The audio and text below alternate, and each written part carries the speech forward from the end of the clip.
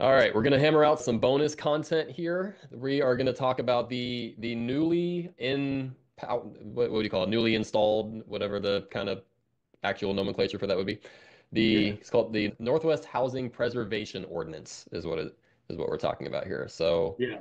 before I keep just stumbling on my words for no good reason, Mike, take it away. What is this?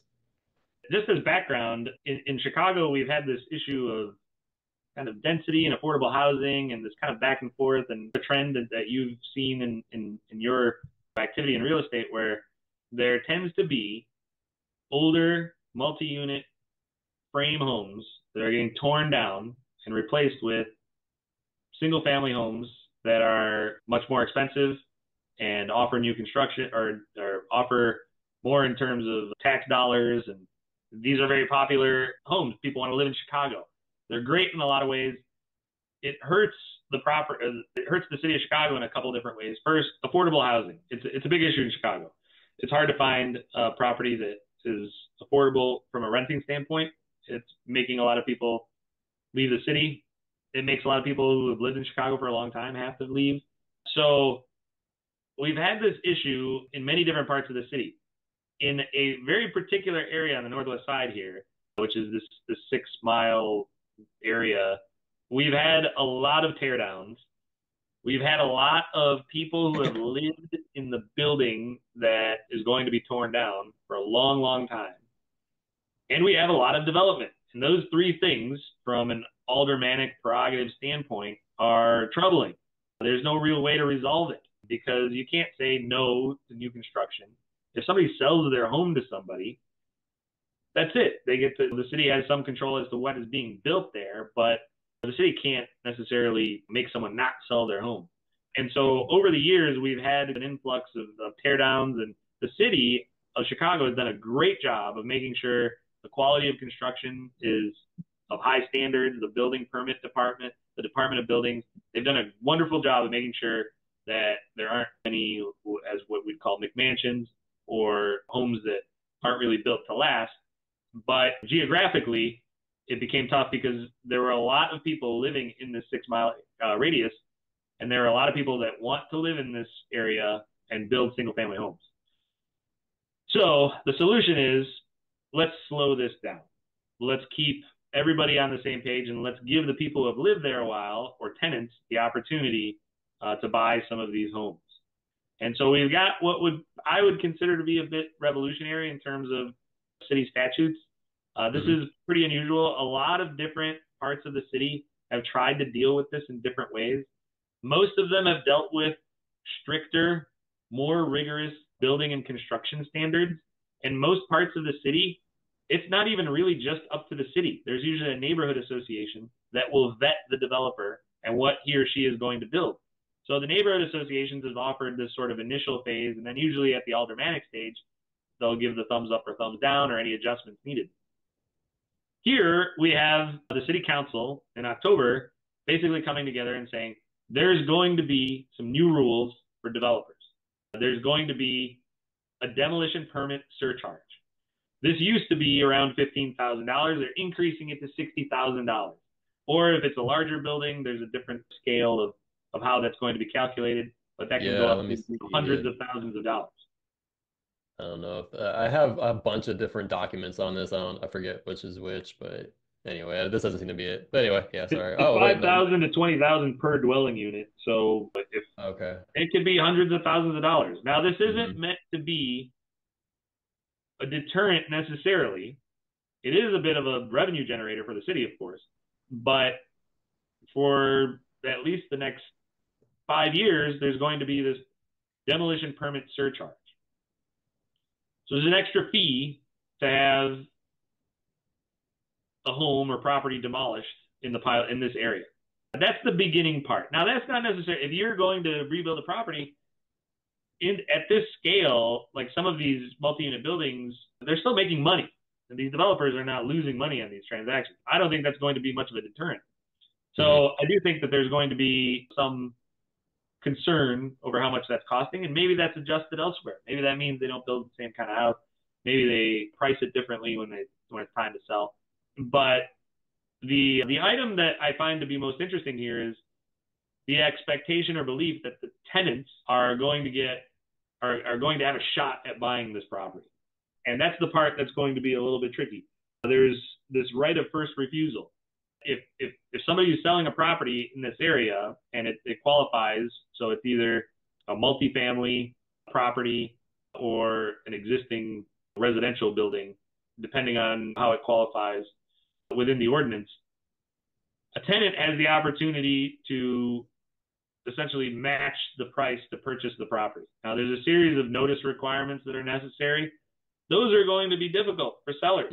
Sellers aren't really in this market. If you're selling a property like this, most of the time the developer that wants to buy it, they're ready to close right now.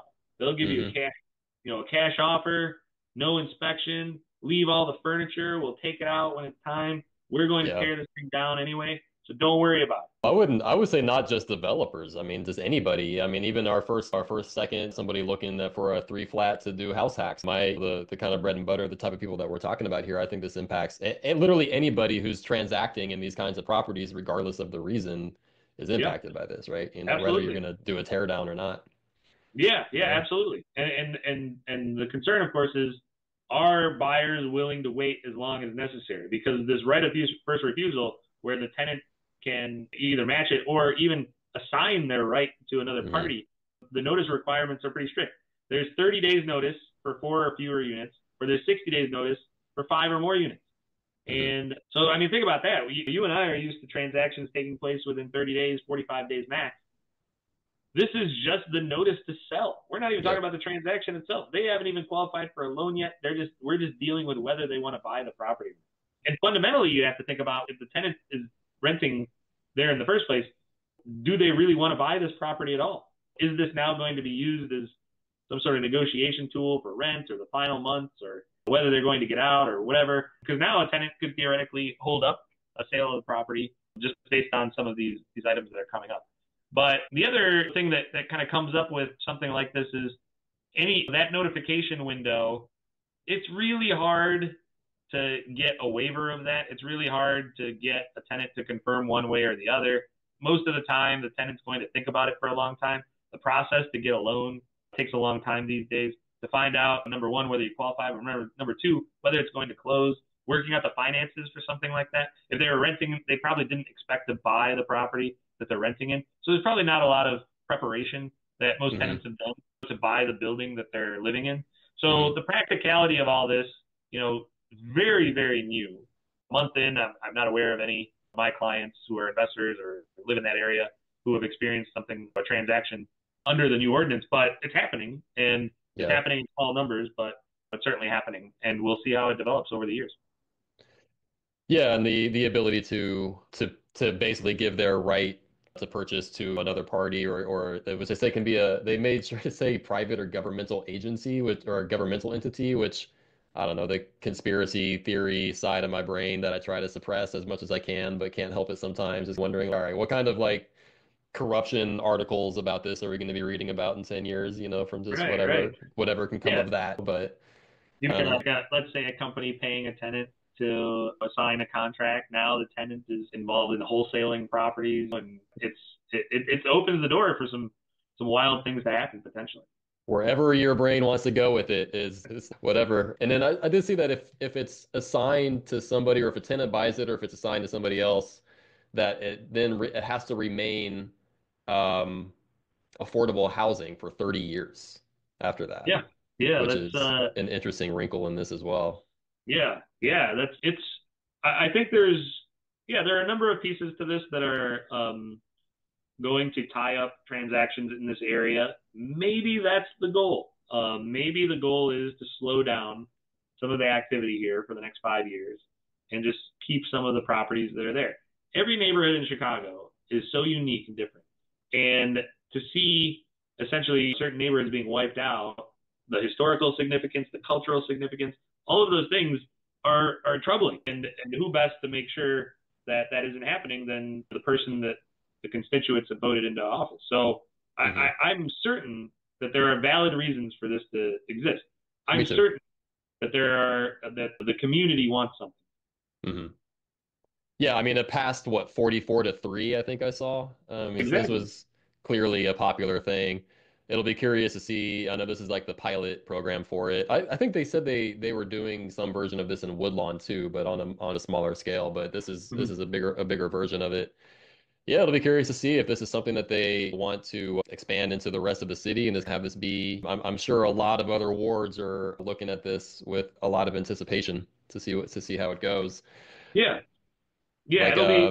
I think it'll be very interesting from a financing standpoint mhm. because a lot of the protections that tenants are given in this situation are so different than what a regular buyer would have. So, for example, like earnest money being capped at 5%, that's a fascinating thing in just the open real estate market. Earnest money sometimes is significant. It's a key part of whether or not the seller believes it's a legitimate offer or not. And then having 120 days if it's more than 5 units, or 60 days if it's less than 4 units to get financing. Most of the time, sellers are accepting offers where from start to finish, we're closing within 30 days. So we're doubling that just to get financing. We're not closing within 60 days. We're just Mhm. doubling the time that the tenant has to get financing.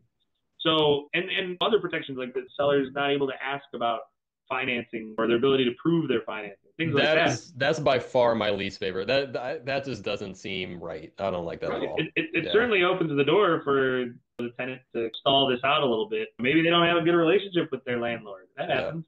Maybe they're not on the best terms. And Yep. so now we have this.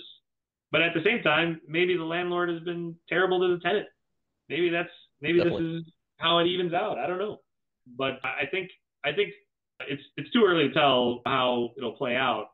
But I don't see a lot of situations where the tenants are going to purchase the property because market value is such that prices are still just going up. It may not be worth it for the tenant to buy the property. It may be better for the tenant to buy something else. And it might not be the best scenario to buy a multi-unit building, even though they've lived there for a long time, because the price of multi-unit buildings has gone up so much. As I'm thinking about this, as we're working through this, I think this has potential to really backfire on them in terms of what they were actually hoping to get through because of the line where the whatever the financing that the tenant comes up with has to match the terms of the original offer, and Mm-hmm. except for the earnest money part, Right. which is what you just mentioned. But so does that mean that if somebody comes in and offers full cash, that the tenant then has to match that part of it? If that's the case, then the main people, the main types of transactions that this is going to shut out are the people that are coming in with FHA loans or VA loans or VA loans. How do you do that? How do you match a VA loan anyway? Right. Um, Right. Right. or like a low percent down conventional loans and things like that, because those are the types of loans that the tenant like might actually be able to match. Which if they can, whatever, that's good for them, Right. and the seller is still making their money, and it is what it is. But if it's I think it's actually going to benefit the big developers more, the big money, the deep pocketed people that can just come in and pay cash for things due to this one line, because there's no way that probably no way that a tenant's going to be able to afford a full cash matched offer. What do you think about Yeah. that? Yeah. I mean, the only thing that comes up there is that typically that developer, most developers are offering below market value anyway. So you may get into a situation where, a tenant with financing might be able to give better terms in Mm, terms of purchase price as opposed to a developer that's seeking a better bottom line. But yeah, I mean, you're right though. There are some pieces of this that might backfire for sure. There are some pieces of this that might create intentional delays, and that's hmm the part where, like, if it's just going to be the tenant investigating financing options for 60 days, it's really just in our real estate contract, there are safeguards for that. If the party causing delay in a 7.0 contract winds up not being able to get financing, there are penalties for that. Here, it's just not the case. Right.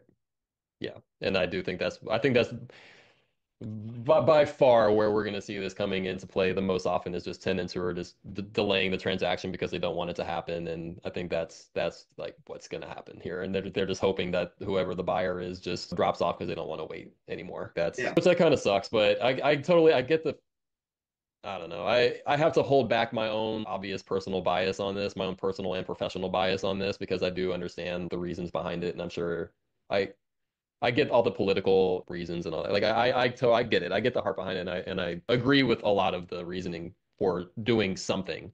And nothing's ever going to be perfect, but yeah, I don't know. I see this and I'm just like immediately like, oh man, did they really have to do that though? I don't know if that could probably be a little better, but we'll see. Yeah. I think most of the real estate community probably shares some of the same concerns. I think most of the people in the real estate community love the idea behind this Yeah. because most people who truly live in the city or are passionate about Chicago real estate, they don't want to see historic buildings torn down. They don't want to Hmm. see multi-unit buildings torn down. There's a Yeah. place, an important place in this city for affordable housing, multi-unit housing, including in this area. And so I think most of the real estate community believes that something like this could work. The terms of this are disconnected from our usual style for a real estate transaction. Maybe that's intentional. Who knows? But just the pace that we're accustomed to and the protections that are in place for both sides just seem to be so different from what we have with this ordinance that it'll be great if it works and Hmm. it helps the people that this is intended to help. Well said. We can end there. All Mike, right. thank you so much. Thank you so much. Unless you have something else to add, but I think that's probably No, pretty that's good. it, man. Thank you. All It's right. always fun, man. I appreciate it. Yeah, thank you so much.